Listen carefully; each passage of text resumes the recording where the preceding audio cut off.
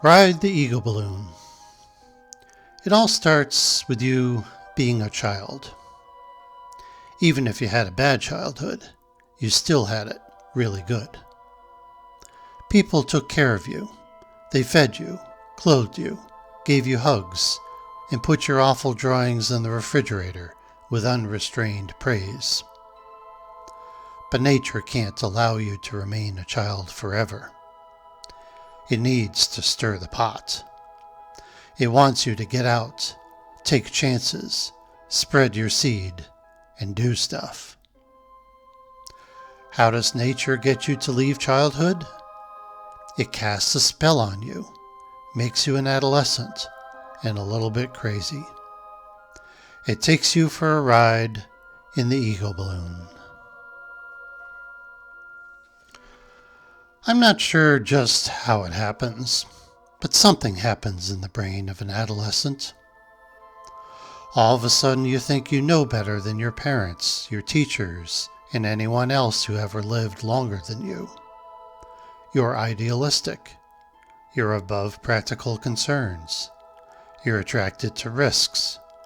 You act like you'll live forever. You think anything from your childhood will just about kill you. You think you're unique, and being so, no one can understand you. You can see further than anyone else. That's because you're ascending in the ego balloon. The ego balloon is necessary. It's nature's way of getting you to leave childhood. Nature inflates your ego and enables you to rise up to escape the walls of your parental compound. If you didn't have the ego balloon, you wouldn't try anything. You would never leave. The better your childhood, the more cared, watched over, affirmed, and protected you are. The higher the walls of your parental compound, the harder it is to escape. The more hot air you need. It's fun to ride the ego balloon. You see better. You feel better. You've got a different point of view. But there's no question about it. The ego balloon is very dangerous. It'll give you an unearned sense of self-confidence. You'll try things that are crazy to try. You won't know when to stop. You'll put your trust in anyone that appeals to the rebel of you. You can descend too quickly and hurt yourself and quite a few others when you crash. If you come down too soon, before the ego balloon has carried you far, you're back again in a childhood that could extend long past the point you could be an adult. People will resent you then for being a child. It's not nearly as much fun. You can't fly forever. Eventually, you have to come down. Once nature gets you up there and helps you escape your parents, it needs you to return to Earth. You've got to work with other people, learn to love and raise children. You can't do all that up in the ego balloon. You can't grow anything from an altitude of 300 feet. The next thing that happens is you start to lose air. Nature sends these darts that prick your ego. You experience rejection, disappointment, and failure. Then there's disillusionment, discouragement, and disease. That's just the start. Nature has a million ways to burst your bubble. If you enter an intimate, long-term relationship, there will be many occasions that will injure your ego.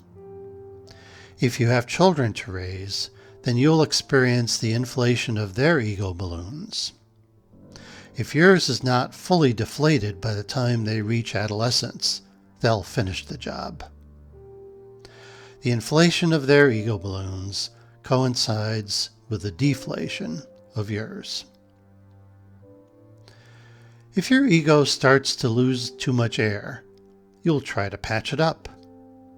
You'll look for diplomas, honors, status, fancy cars, nice clothes, beautiful women, attentive men, above average children.